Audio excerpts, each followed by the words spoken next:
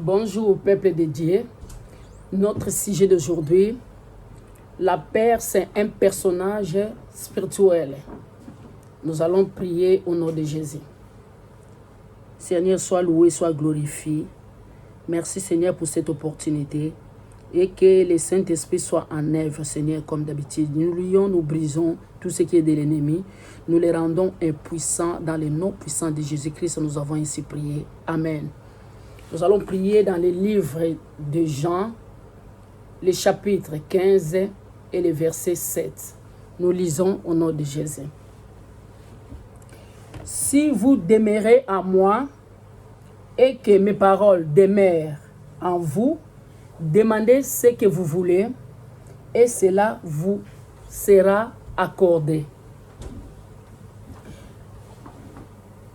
Nzamba lobi na biso na Jean chapitre 15 verset 7. Alobi soki to wumeli na ye et que maloba na ye e wumeli na biso, alobi demande, alobi to senga oyo to lingi pe ekopesa mela biso. Et place moko alobi eloko moko très important, alobi si vous demeurez en moi. C'est une condition. Soki bo wumeli na ngai demeure ko wumela pembeni na ye. Alobi bo senga eloko oyo bolingi pe na kopesa bino yango ekozala accordé. Wana eza ye moko Nzambe azali ko assurer biso. Soki mutu assurer yo akoki lemsu ko bosana pe ko kosa parce que c'est une personne comme vous et moi. Mais ce qui nous emmène l'Éternel des armées à promettre yo, à cirer yo, à kosakate, parce qu'il est écrit, il est au-dessus de toutes choses. Et c'est lui qui dit un mot et la chose s'accomplit.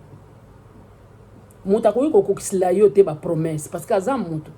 Mais Nzambe ce qui a la kiyo, a kokokisla yo promesse.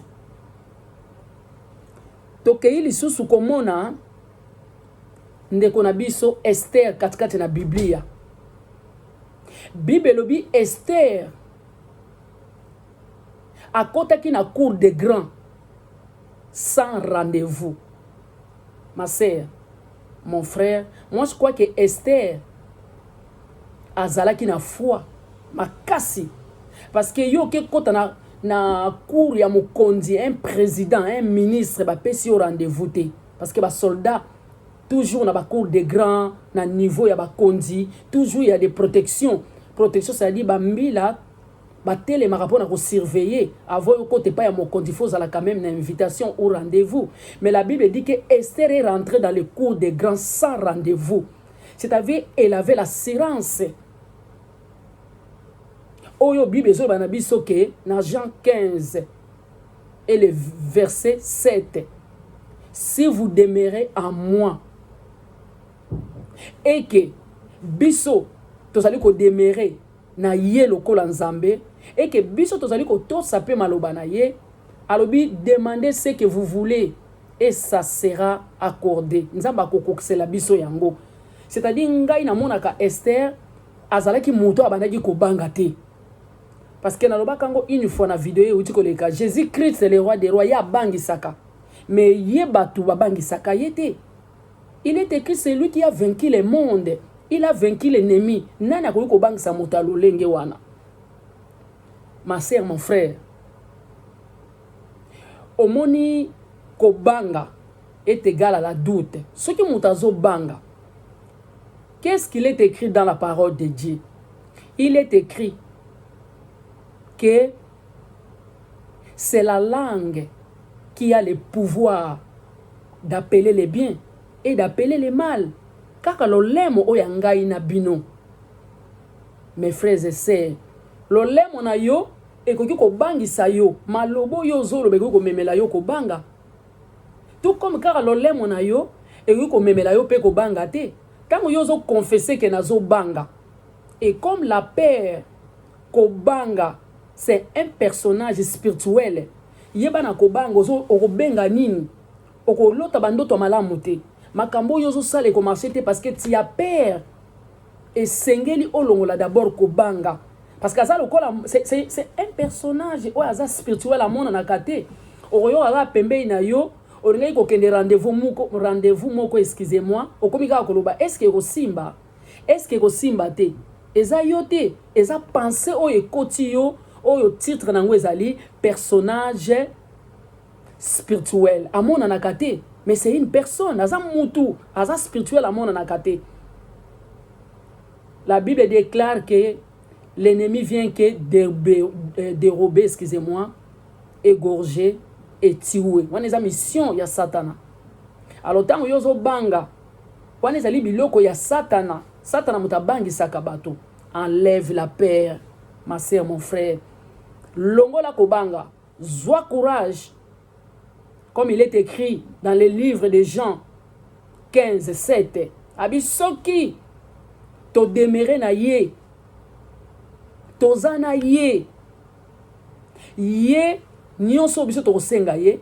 Akokokisela ya biso ngo ma sœur, mon frère. Cet après-midi, longola kobanga. Juste demere na ye. Yo oyo yebi ye. Oyamba ye lokola mokonzi pe mobikisi. Juste c'est simple. Comme bonjour, si vous demeurez en moi, c'est-à-dire sa condition. Donc après si biso privilège, on a le biso qui te demeurer na ye. C'est-à-dire sa condition.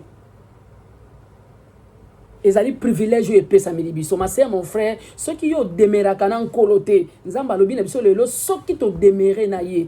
Alobi senga oyo nyonso olingi et ko pesa mela yo, ma sœur.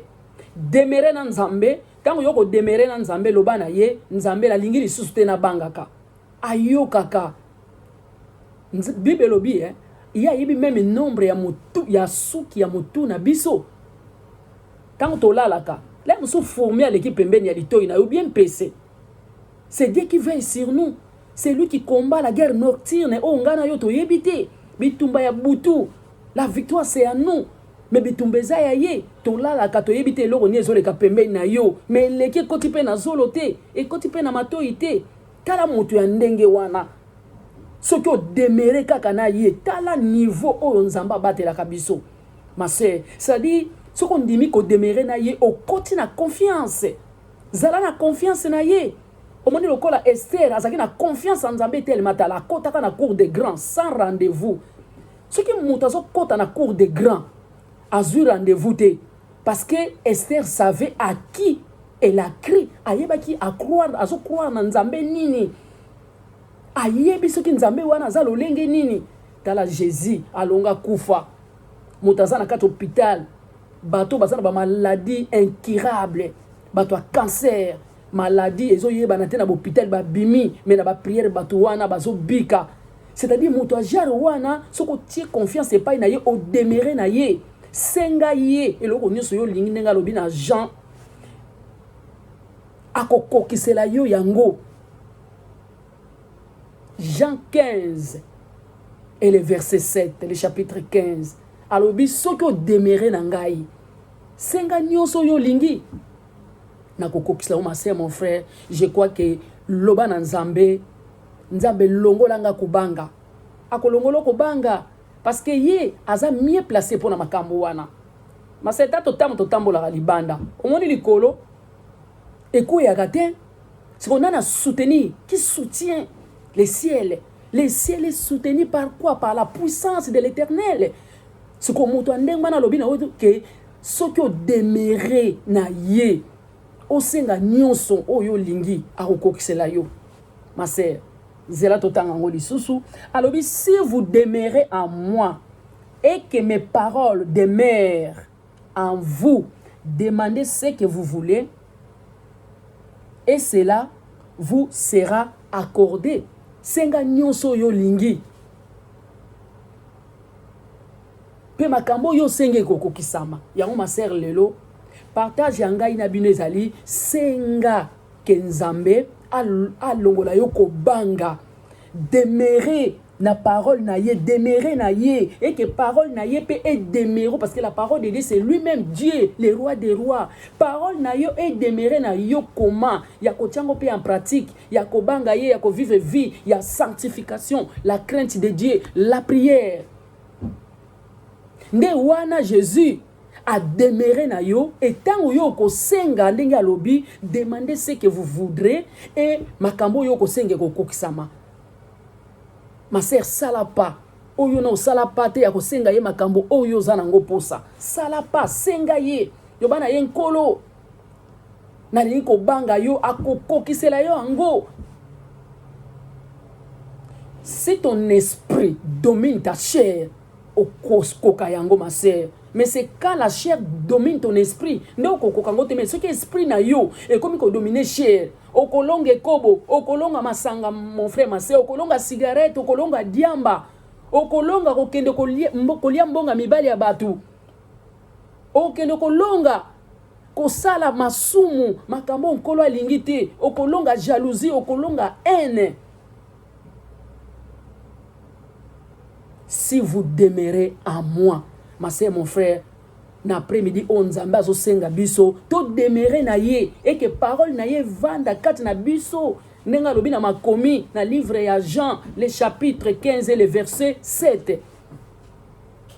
Tala exemple na pesi, ya Esther. Asake na confiance en Zambé, parole de Dieu demeura ki kat na ye. Parole de Dieu a tchèque en pratique. Et Esther a côté qui na cour des grands sans rendez-vous. Pourquoi? Parce que la parole de Dieu est vendue na katina ye. Ozomon. Alors, biso so peut sali lo lenge wana, tango to senga makambo ni tozana ngo posa nkola koko kisa. Donc na après-midi alelo ma sœur mon frère, kola zo senga biso kaka, yango yo alobi awa to demeurer na ye et que parole na ye vanda katina biso to sale lango pe to tiango en pratique. To sala batu to yoki et kotina lito ya gauche ya droite et bimité. To sala batu ya koyoka pe kondima pe ko tia katina misala. Wana tango yo sengi ke Nzambe ngana lingi suko banga te, il est là. Parce que la peur ezali doute. Ce que mutazo banga c'est fini. Ozo baby sana nzela yo zo tambola. Parce que oyiko mona moto moko na nzela oyiko lobake lokola yaza na maladie wana ngape peut-être na ozo ango, parce que ça c'est quoi? C'est la peur. Et tant yo zo banga ozo benga nini na vie na yo. Alors, mes sœurs et frères, moi je crois que to kota na Yesu, to kota na bateau wana. Ya parole de Dieu et vanda na kati na biso. To demeurer na ye moko nkolo ndenga lobi na biso na Jean. Yango na masé mon frère, yo yo okima elanga na Nzambe. Yo okima vie de prière. Yo Nzamba pesaka yo mission au sala otika pona bisengo. Soit disant ni tolobaka na mokili bisengo ya mokili oyo zongela ye. Demeurer na ye et que parole na ye et vanda kati na yo wana leri yo ko senge loko yo za nango posa kolo ako accorder yo ango ndenga lobi na mokanda ya Jean. Jésus revient bientôt. Po to yebi mokolo te. To yebi jour te enlèvement. Peut-être lelo na butu. Est-ce que yo parole na nkolo ezo demeurer kati na yo ma sœur mon frère? Est-ce que tozo demeurer na nkolo ndenga lobi que si vous demeurez en moi et que ma parole demeure en vous, est-ce que tozo demeurer na ye, parole na ye zana biso? Est-ce que tozo tiens en pratique ma sœur, mon frère, vous et moi, tozo tiens en pratique? Répentons-nous. Jésus revient bientôt. Koya mwana na moto yebanite, kelelo na sa sentinelle, na zo beta ngonga. Tika te moto ayoki, ayeba kosala volonté ya tata. Volonté ya tata ezali bateau bazo landa parole de Dieu ko mettre yango en pratique. Autrefois, les gens qui ont Nzambe te lokola ngai, mais lelo ma sœur, sonnerie ye na porte na yo, nanda kuno na nzela ya YouTube, demeurer na ye o ezali nkolo po alobi si vous demeurez en moi, donc ezali biso ngai na bino. Ngongezo beta ma sœur.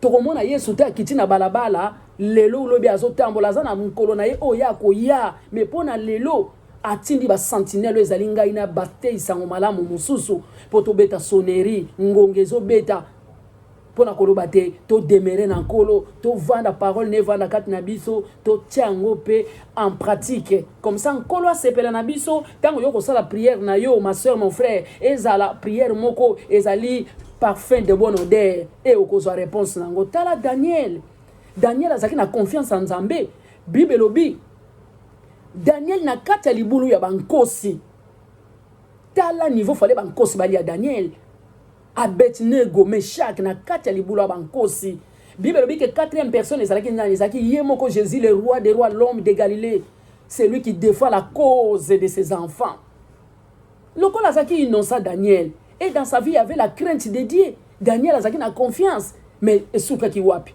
babimisaki bango il n'est pas un homme pour mentir il est écrit il n'est pas un homme pour mentir notre Jésus-Christ est le roi des rois il est derrière sa parole pour accomplir et sa parole reste oui et amen tous en a confiance toute la parole de Dieu en pratique tolongola ko banga senga lelo nzambe na lingi ko banga te tango na ko bima lendi na ke musala na banga te l'amour de Dieu bannit la peur la foi bannit la peur zala na foi pona lelo tosuki awa tika tenkolo a pambola biso na bino na lobi bongo bye bye à la prochaine ciao